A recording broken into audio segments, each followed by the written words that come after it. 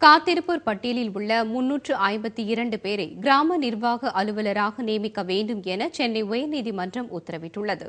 எழில்வேந்தன் என்பவர் உட்பட 24 பேர் சென்னை உயர்நீதிமன்றத்தில் தாக்கல் செய்த மனு ஒன்றில் கடந்த 2011ஆம் ஆண்டு நடைபெற்ற கிராம நிர்வாக அலுவலர் பணிக்கான தேர்வில் வெற்றி பெற்ற தங்களை அரசு காத்திருப்போர் பட்டியலில் வைத்திருப்பதாகவும், தங்களுக்கு இன்னும் பணி வழங்காத நிலையில் 2012-13ஆம் ஆண்டிற்கான வேலைவாய்ப்பு அறிவிப்பை தமிழ்நாடு அரசு பணியாளர் தேர்வாணையம் வெளியிட்டுள்ளது என்றும் தெரிவித்திருந்தனர்.